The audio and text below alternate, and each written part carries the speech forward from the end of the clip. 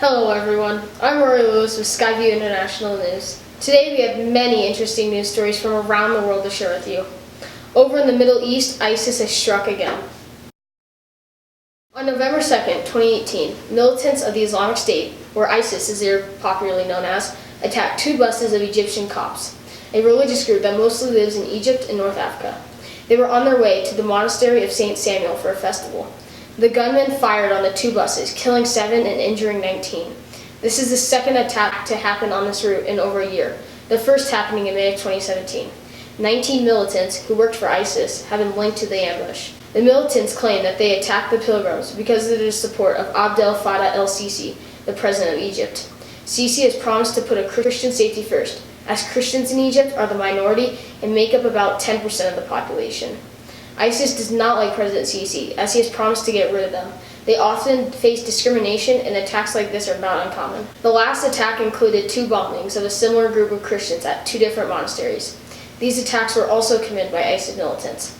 ISIS attacks like this are very common in Egypt, and although the Egyptian government has promised to crack down on these militants, it hasn't been very strong. Over the years, tighter security has been put around Christian places of worship, and the Egyptian authorities have captured ISIS militant commanders, including one captured last month in Libya, which has led to less attacks. Recently, a helicopter crash occurred in Leicester City, United Kingdom.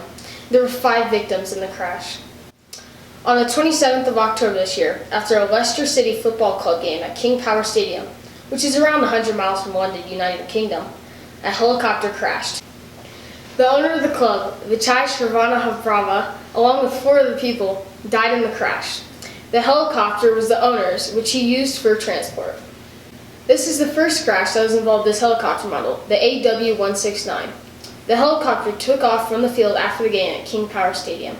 The back rotor lost power, disabling the pilot's ability to turn the helicopter.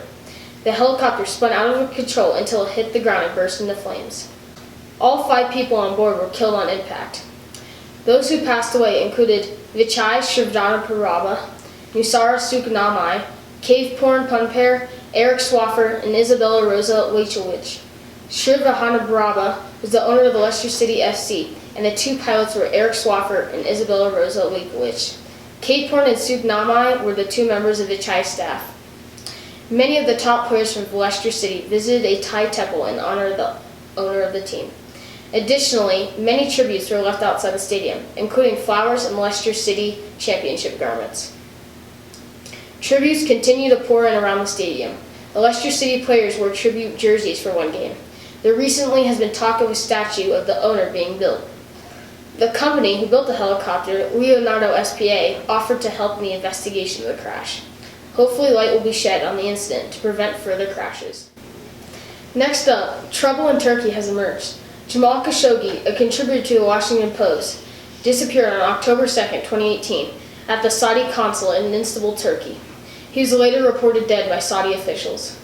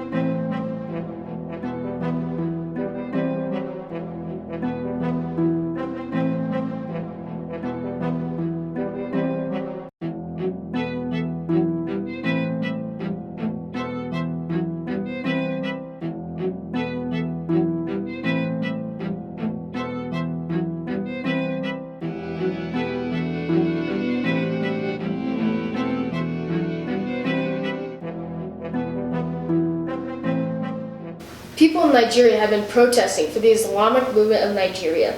The Nigerian police attacked this crowd during these protests, leaving 45 people dead.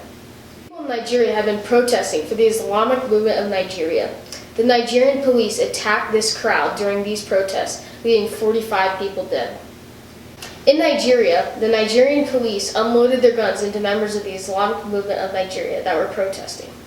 These members were protesting the release of their leader, Ibrahim Zakasky, and other displaced members. These displaced members were in jail because of an earlier attack in 2015 led to the Nigerian army to believe that Zakasky was trying to assassinate the chief of army staff. This resulted in Sheikh Ibrahim Zakasky's arrest. After the shooting, at least 45 members of the IMN, the Islamic movement of Nigeria, were found dead. During the protest, the rally of IMN members were armed with petrol bombs, guns, knives, and rocks. Because of them being armed, 400 members of the IMN were arrested and taken into custody by the Nigerian army. The Nigerian army only knew of rocks being thrown at them. The bombs, guns, and knives were found after the shooting. This all took place in Abuja, the capital of Nigeria. When the news of the IMN's outcry got out, multiple websites and news articles had their own opinion on this event. In fact, Amnesty International, which is a group of people who focus on human rights as well as rights of protesting, assumed that the protests were peaceful and shooting them was wrong. Right after the shooting, the Nigerian army predicts that only 6 of the protesters died, while in the end 45 people were found dead. Although the Nigerian army had guns, they thought of the IMN similarly to their rifles. After the Nigerian army unloaded at the group of protesters, the Nigerian army posted the video of Trump stating, "When they throw rocks, consider it as a rifle." They captioned this video with the phrase, "Please watch and make your deductions." They posted this because many groups, including the Amnesty International, thought the protesters were peaceful. The Nigerian army ended up taking down this tweet just a while after posting it because they were given excuses to shoot residents of their country. Recently in the Java Sea, a Lion aircraft crashed. All members on board are assumed dead after the terrible flight failure. On October 29th, a plane crashed in Indonesia and killed 189 people. The Lion 737 MAX was carrying 189 people when it crashed only 13 minutes after takeoff. A black box from the jet was found by 2 divers and is now being developed. This process can take up to 6 months while trying to get the information from the flight. 4 other flights before this one have also had problems. This jet was not the only Lion Air jet to crash recently. In 2013, another jet crashed in the water off of the runway. The pilots who fly these type of planes are now being trained to deal with problems like what happened with this crash. Before crashing, the plane's pilots requested to turn back to the airport, but before they could get an answer, they lost connection. It is said that Lion Air Flight 610 was intact with its engine running when it crashed at high speed into the Java Sea. People think that jet might have crashed because the AOA had an error and the pilots then didn't know what attack angle they were in. There were no survivors in the incident. Divers are now trying to find more pieces of the plane. They have found the black boxes and a small amount of other parts. Scientists and researchers say the top priority will be finding the cockpit voice recorder and flight data recorder to help determine the cause of the crash. More information is still being gathered about the cause of the crash. Thank you for watching tonight. This was Skyview International News with Rory Lewis. Have a great weekend and tune in again.